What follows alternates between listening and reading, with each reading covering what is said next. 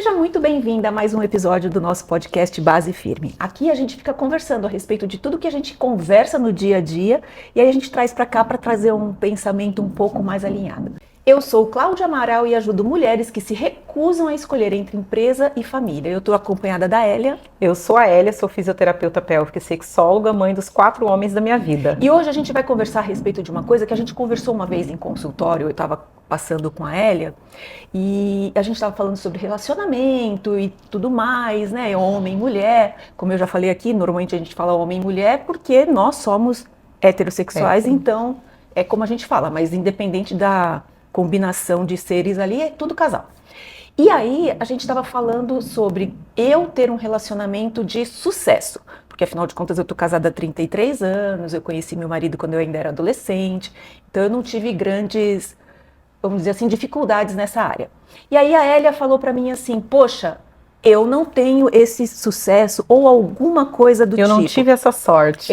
Alguma coisa do tipo. Eu não acredito em sorte, eu acho que é sucesso porque eu trabalhei para que isso desse certo também. Mas não teve a sorte de encontrar alguém que valesse a pena trabalhar.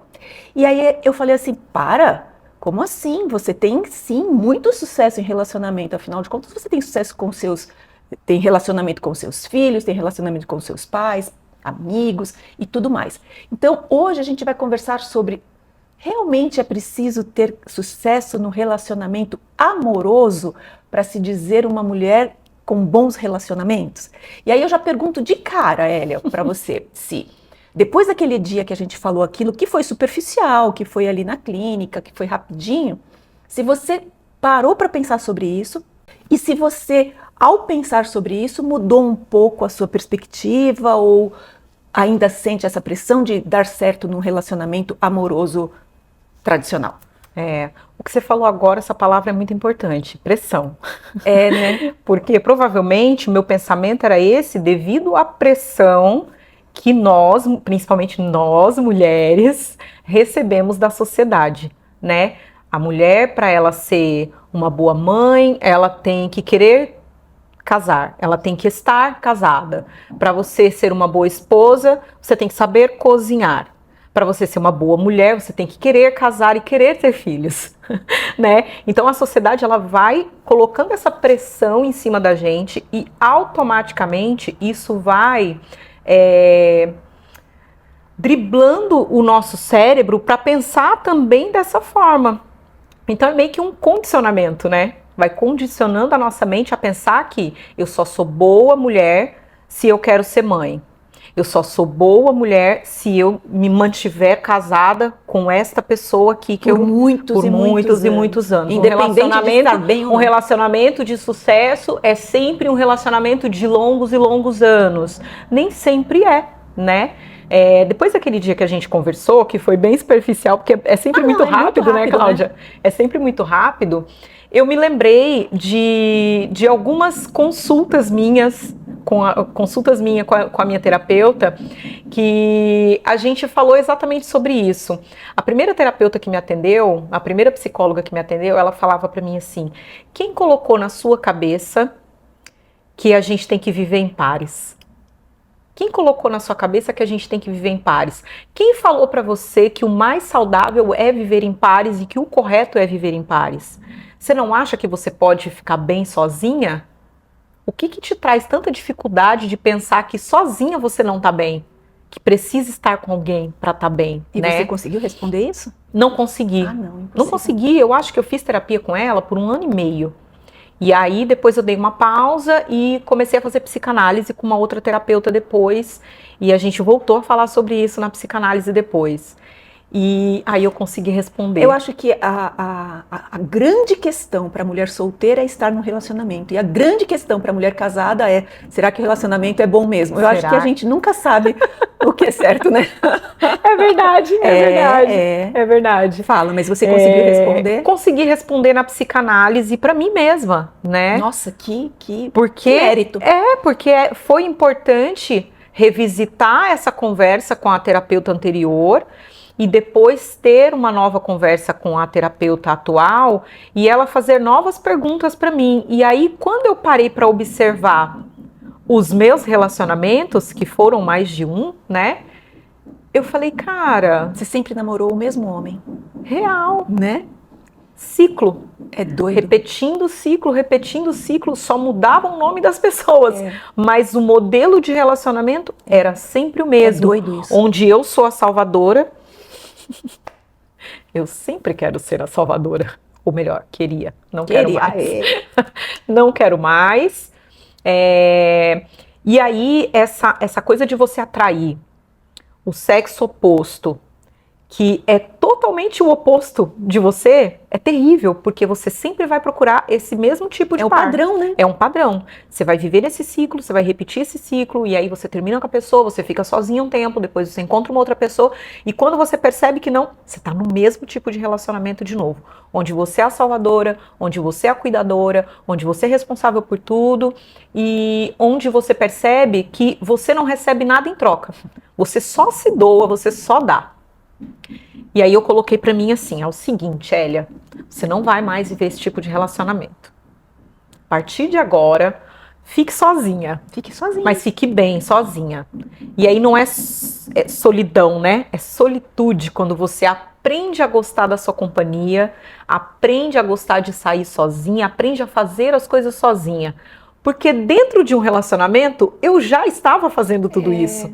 Só que tinha um outro ser ali que exigia muito de mim o tempo inteiro. Então você está se doando, você está tendo um gasto energético, mental e emocional muito grande, e você não está recebendo nada em troca.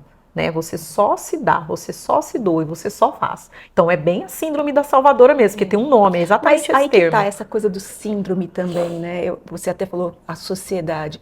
E aí eu acho que é importante também a gente identificar um pouco o que é essa sociedade, né? Tem muito a questão dos contos de fadas, e para quem não sabe, os irmãos Grimm são os criadores de muitos desses contos de fada.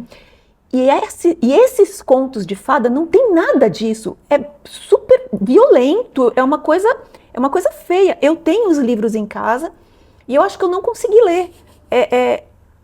Não é conto infantil. Eu acho muito válido transformar em conto infantil para a gente ter história para as crianças e tudo mais. Eu, quando tive minha filha, eu já evitei falar muito sobre príncipe, eu já evitei isso tudo, mas mesmo eu evitando falar sobre um príncipe encantado, qualquer filme de romance é um príncipe encantado. É um príncipe. É sempre um homem que vem salvar a mocinha. É sempre. Então, assim, é muito difícil a gente ir contra isso. Eu tenho uma filha mulher, eu até acho que ela não tem muito ela até teve relacionamentos saudáveis, mas também porque eu vivo em casa um relacionamento saudável, então fica mais fácil para a pessoa se espelhar e entender. Se espelhar e entender o que é um relacionamento saudável e o que não é saudável. E assim, o que é uma briga de casal e o que é uma coisa que não pode acontecer num casal, né? Porque briga de casal é briga de casal, mas o que não pode acontecer num casal? Existe sempre um limite, né? Sim. Então, eu acho que é muito difícil para que a gente não seja influenciado pela sociedade. Não dá. Eu, com 55 anos, adoro um romance. Adoro assistir um filme meloso. Adoro ler um livro meloso. Adoro. É claro que a gente vai aprimorando e vendo assim, isso aqui vai acontecer tal coisa, tá na cara. Isso aqui vai acontecer tal coisa, tá na cara. Às vezes eu até penso, eu vou escrever uma história que seja só a vida real mesmo. Só a vida real. Porque já é muito drama, já é muito romance, já é muita coisa. Não precisa já tem desses muito exageros. Uau, né? Mas não dá.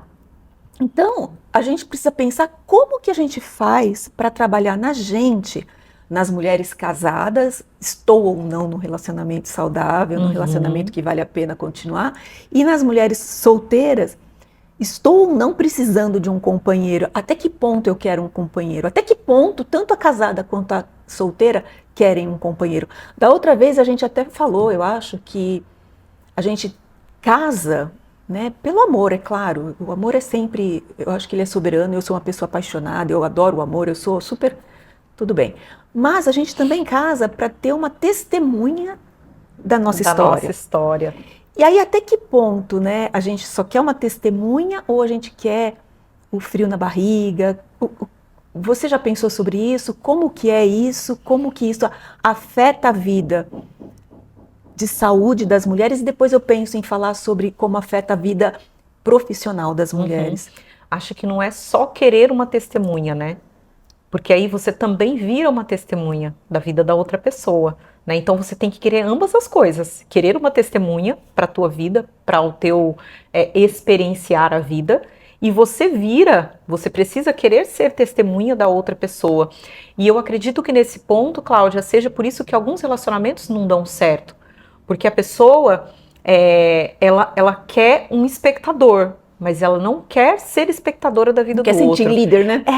Entendeu? Ela quer que alguém esteja ali torcendo por ela, ajudando ela, colocando ela pra cima, mas ela não quer devolver isso de volta. Tem a contrapartida, né? No relacionamento, uma vez eu li assim, no relacionamento você precisa entender que nem todos os dias estaremos 100%.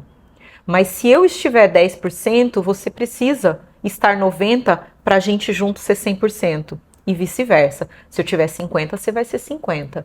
E aí a gente se completa. Eu acredito muito nisso, sabe? Nesse complemento de pessoas, nesse complemento de histórias, nesse complemento de pessoas ali, um sendo espectador da vida do outro, sabe? E aí eu acho que é aí que acaba dando certo. Porque quando o outro tá me assistindo e ele me ama de verdade, ele é parceiro, ele me mostra onde que eu tô errando, mas de uma forma amorosa, carinhosa. Ou bruta mesmo, porque se for um ogro, é um ogro, mas sempre vai dar um retorno. Ofensivo, né? Isso, sempre vai dar um retorno. E é aí que a gente melhora, é aí que a gente evolui. A gente evolui como pessoa, evolui como casal e acaba evoluindo também como profissional, como pai, como mãe, né? A gente acaba evoluindo. Então, eu acredito muito nessa coisa do... Não é só uma pessoa, não é só querer um espectador, é também querer ser espectador da vida do outro, querer assistir essa evolução do outro e querer ajudar esse outro também nessa evolução, né? Eu acredito muito nisso. Mas e na parte de saúde, você acha que afeta a saúde, a expectativa por ter uma companhia, ou o que você identifica? É melhor as mulheres que estão sozinhas, que têm vários parceiros, ou a mulher que fica ali no sacrifício? O que você sente ali no consultório? As mulheres se abrem com você? Tudo influencia na saúde. Tudo.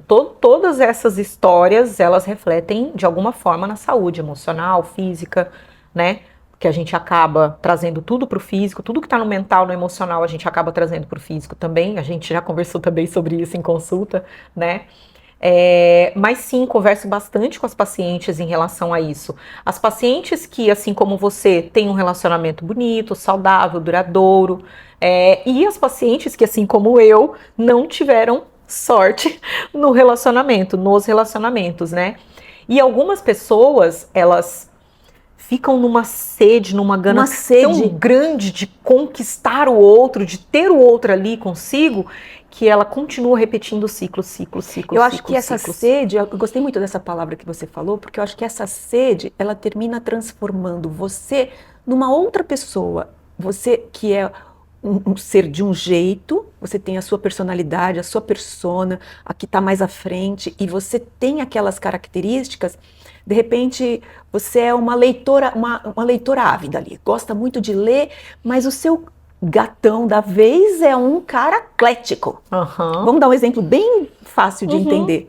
De repente você acha que por bem que tem que ir para academia todo dia, que não precisa fazer a leitura mais. Então assim, eu acho que essa perda da identidade, porque a gente já falou sobre perda de identidade aqui, para mulher muito ocupada, que é aquela mulher que tem os filhos, e ela vai se perdendo de si mesma, que é onde eu me encaixo.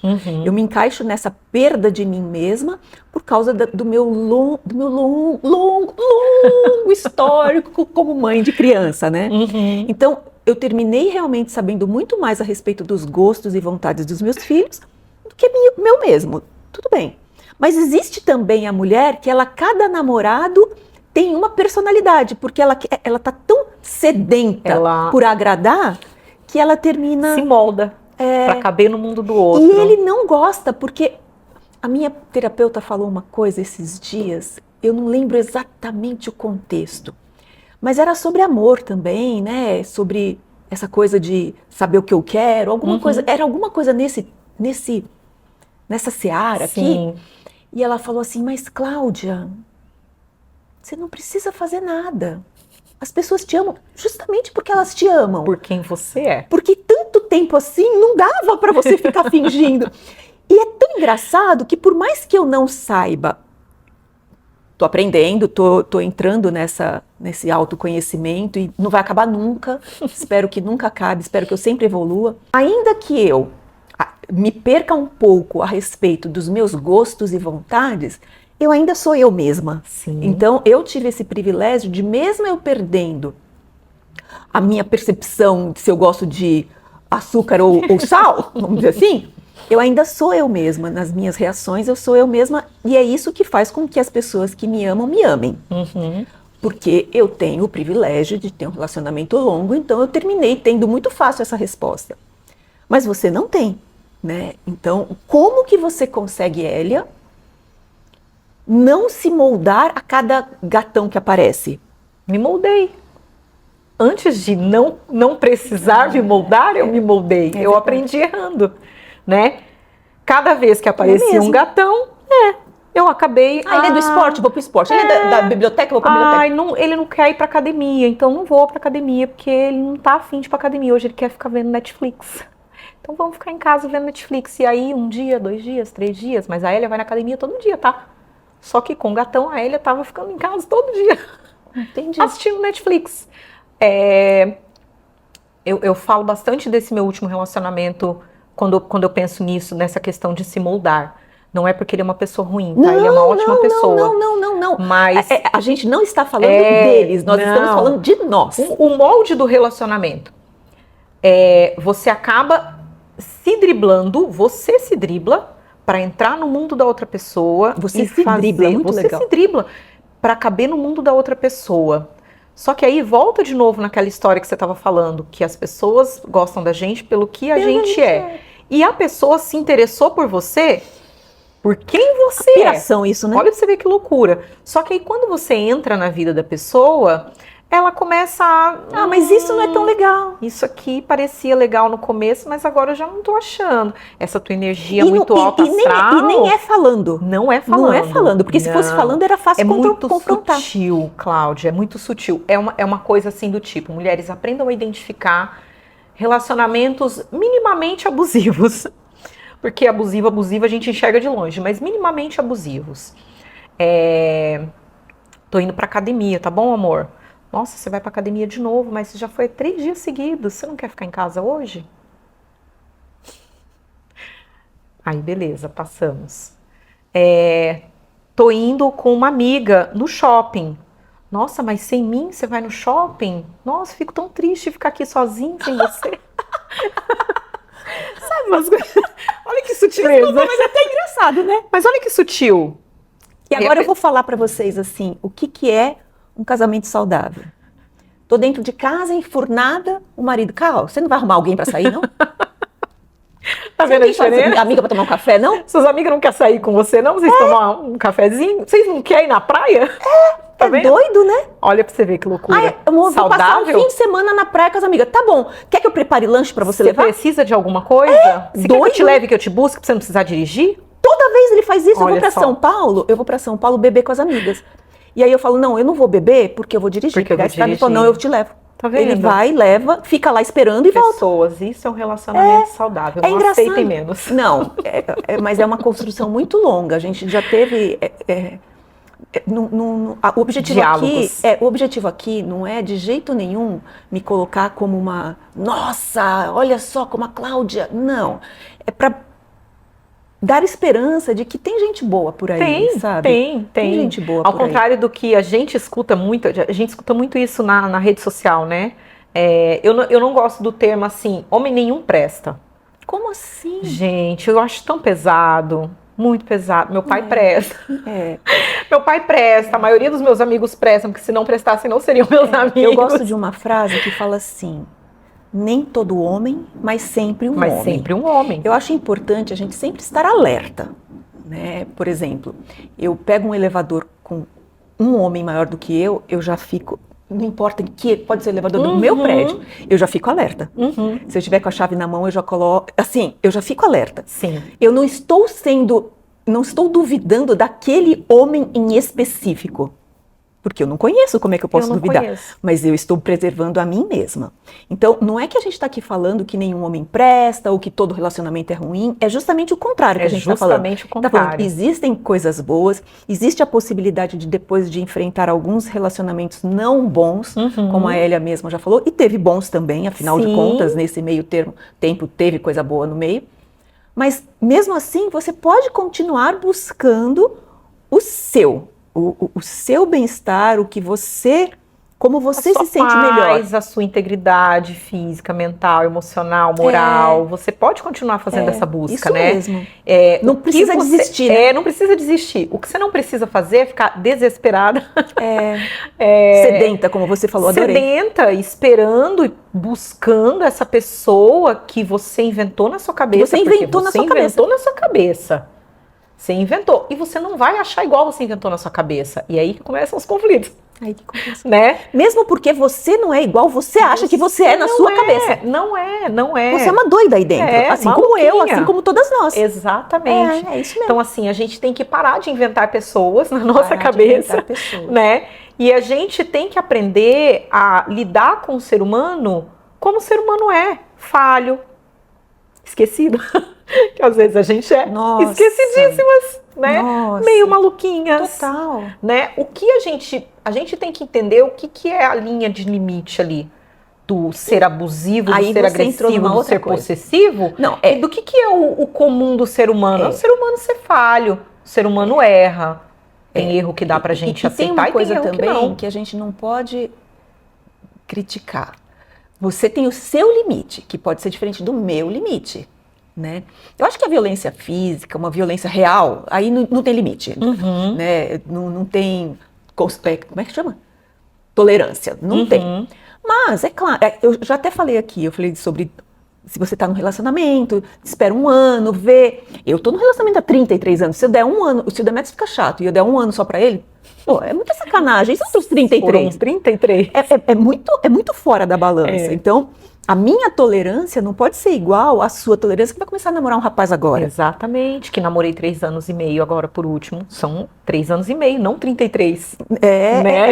É muito diferente. Realmente, e, por exemplo, no meu caso, eu tenho uma vida construída. Eu não tenho decisões adultas tomadas sozinha. Sempre foi compartilhado. Nada de importante na minha vida eu falei assim, quero fazer. Por mais que eu falasse quero fazer, eu tive o apoio. Sim, né? Não dá pra fazer sozinho. Teve uma construção desse fazer depois junto com ele também, né? Teve uma parceria dele aí nesse eu quero fazer, né? Não foi você decidiu, definiu e foi lá e fez. Não, sem nem saber, né? Sem nem contar, né? Teve uma construção de ambas as pessoas. O espectador o espectador que estava te assistindo te deu apoio. E a assistência, assistir são duas formas de ler isso, de interpretar essa palavra, né? Assistir, de ver. E assistir de dar assistência, de ajudar. Então, é a assistência nos dois sentidos mesmo, né? Exatamente. É uma maneira de pensar, eu quero ser assistida, tanto visualmente quanto de ajuda, de sustentação, né? É importante, eu gosto dessa ideia. Cláudia, e na questão empresarial, no trabalho, você acha que afeta de alguma forma essa coisa de relacionamento que a gente está falando? Eu acho que afeta a pessoa. A gente nunca vai conseguir, eu nunca vou falar todo mundo, né? Isso é impossível porque é muito indivíduo.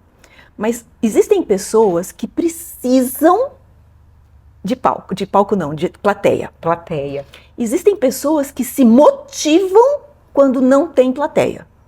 Alguém olha pra ela e fala assim, você não vai conseguir. Ela fala, agora que eu vou. É ruim que eu não vou. Né? E aí a bicha vai embora. Mas existem pessoas que não são assim e não tem nenhum jeito certo, nenhum jeito errado. Existem pessoas que não são assim e que quando não tem essa assistência, realmente se sentem diminuídas e fica mais difícil. E cada degrau fica mais alto e mais alto e mais alto. Então, eu acho que também tem que entrar este autoconhecimento. Porque se você se perceber como uma pessoa que precisa de muito apoio, precisa de assistência, precisa de alguém lá nas bandeirinhas lá torcendo por você... Talvez você tenha que focar esse apoio em outras pessoas. Nos filhos, nos amigos, nos pais.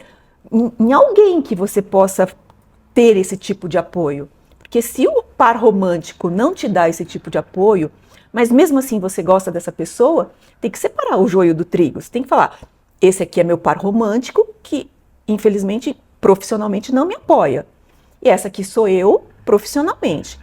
Se isso vai para frente ou não, porque se você tiver sucesso e ele não te apoiou no começo, difícil ele continuar, né? Mas aí é um problema, vamos dizer assim, para o futuro. E de uma mulher já realizada profissionalmente, em que as coisas...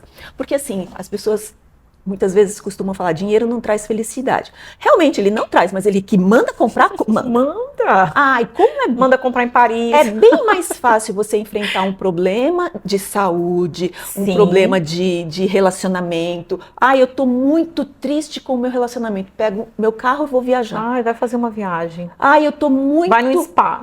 Vou no spa. É muito melhor, muito menos difícil do que você ter que continuar enfrentando o seu patrão, ter que continuar batendo seu cartão, ter que continuar fazendo sua faxina, continuar fazendo... Ter dinheiro é menos traumático. Poxa, então assim, essa coisa de dinheiro não traz felicidade, traz, manda buscar, faz encomenda, ele ajuda muito sim. Não vamos mais, chega de fantasiar, de romantizar a miséria, né? Deus, assim, aqui isso não cabe.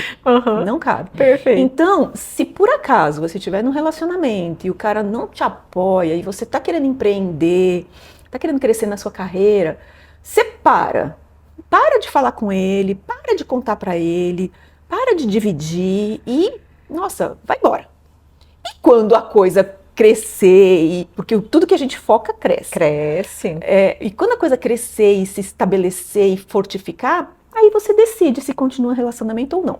Em contrapartida, aí é o meu caso, eu acho que quando um casal empreende junto, ou mesmo que não empreenda junto, chega em casa na hora do jantar, fala, eu enfrentei esse problema, eu fiz essa solução, eu tive essa solução, eu acho que os dois crescem mais. Né? Eu tenho a impressão que aquilo que você acabou de falar, a pessoa que te ama, ela vai te criticar. Tá fazendo uma bobagem no serviço? Cara, o seu marido, sua esposa, sua companheira, seu companheiro vai falar, você fez bobagem. Tá chama sua atenção de alguma forma. Para você se esse corrigir. caminho você não vai sustentar, isso aí não é bom. Tem uma frase que eu gosto muito que a minha mãe fala, quem ama corrige. Não é? E se para de corrigir, uma bandeirinha vermelha ali falando, uma bandeirinha vermelha, red flag, fica esperta. Fica esperta, porque essa pessoa não está se importando com você. Não está se importando se você está errando, se você não está, se você está no caminho certo, se você não está. É muito triste, né? Você ali trabalhando e a pessoa nem te olhando. Esses dias eu vi um negócio na internet mesmo, no Instagram mesmo, e ela falava assim, a pessoa falava assim, puxa, meu marido não me dá uma flor, não me dá um bombom, não me dá um beijo, um abraço, um aperto de mão. Poxa, eu me sinto tão carente. Aí a outra pessoa falou assim, puxa, seu relógio que estava quebrado semana passada, nossa, é mesmo, ele arrumou.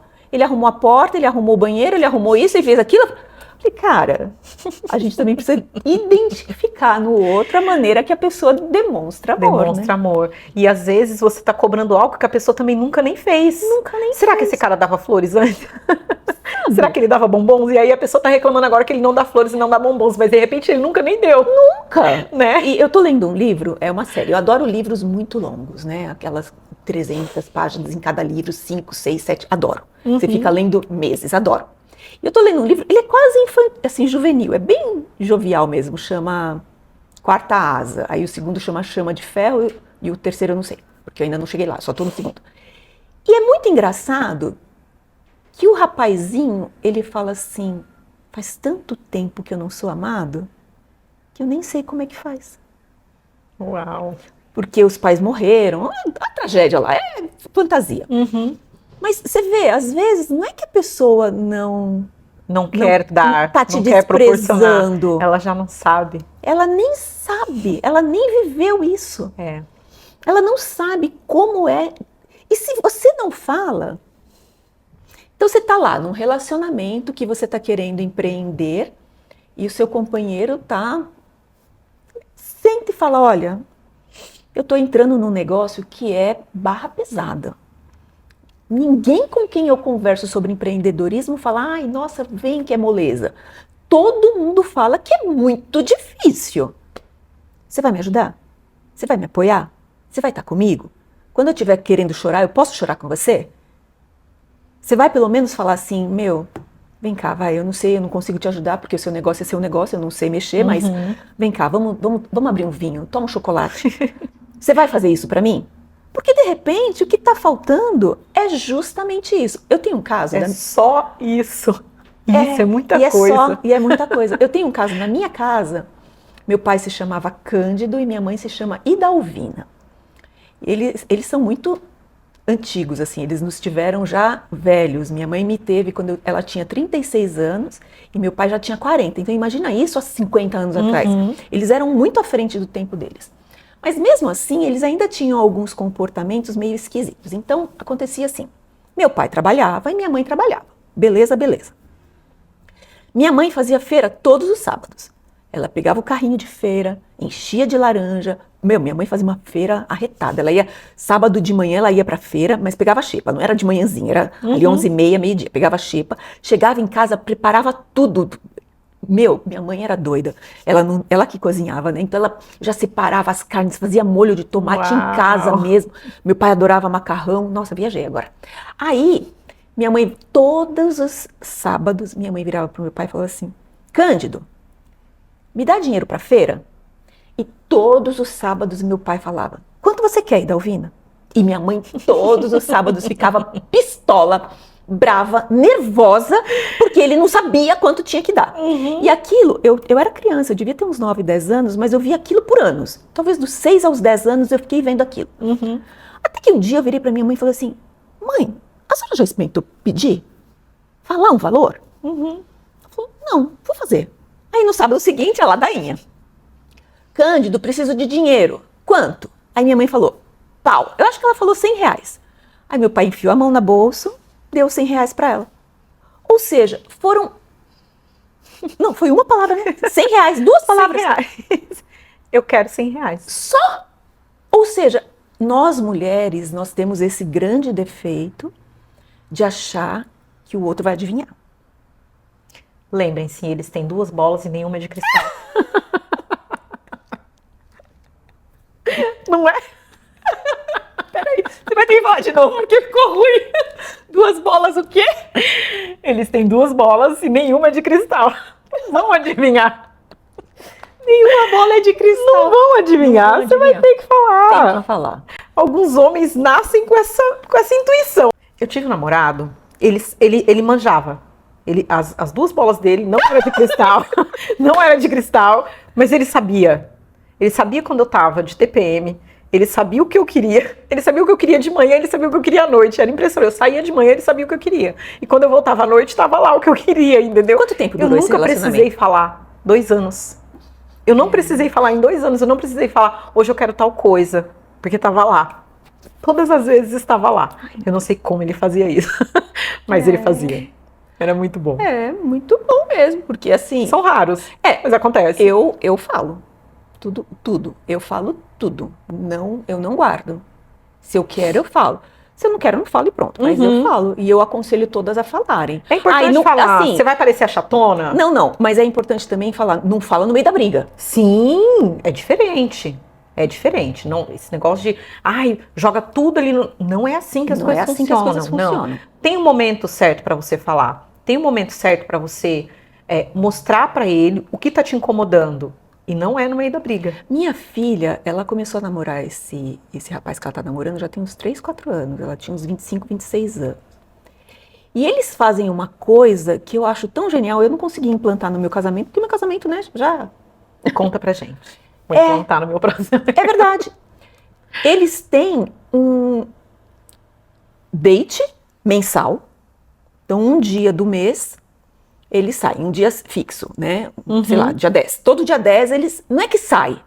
Eles fazem um date. Pode ser uma pizza em casa, não importa. É o encontro deles. É o encontro deles. Não, pode ser uma viagem, pode ser pipoca e Coca-Cola assistindo televisão, mas é o dia certo. E trimestralmente eles fazem um levantamento do relacionamento. Olha que beleza. Eles fazem uma reuniãozinha do tipo, tal coisa tá bem, tal coisa não tá bem, para onde nós vamos, o que a gente vai fazer no próximo. Eu achei isso tão fofo, eu achei tão genial, maduro. Genial. E atual. E atual, né? Porque eu não consigo implantar isso, imagina. Eu não consegui nem sair todo mês com ele. Uau. Vamos todo mês sair? Vamos. Meu, esqueço. Eu tentei também, não deu certo, não. Esqueço. Não deu certo. Mas uma coisa, eu acho que isso dá certo pra eles, porque é alternado. Tipo, um mês você arruma o lugar, outro mês eu arrumo o lugar. Um mês você arruma o lugar, outro mês eu arrumo o lugar. Esse mês, a responsabilidade de encontrar o lugar para sair é da Cláudia. No próximo mês. Tipo, mês par e mês ímpar, sabe? Saquei. Mês par é de um, mês ímpar é do outro, acabou. Você não pensa naquilo quando não é seu momento de pensar. Eu adorei essa estratégia. Genial. E trimestralmente, ao invés de brigar, vamos fazer um balanço. Vamos fazer um balanço. Olha, aquilo não foi legal. Eu não sei se um casal em crise não vira uma lista de reclamação. Mas eu acho que um casal bem termina sendo muito positivo. Nossa. Leva só pra cima, né? Nossa, genial. Genial. Eu acho que dá pra acender a chama ali a cada 3 meses. Fala, olha, aquela vez que você fez aquilo não foi legal por causa disso, daquilo.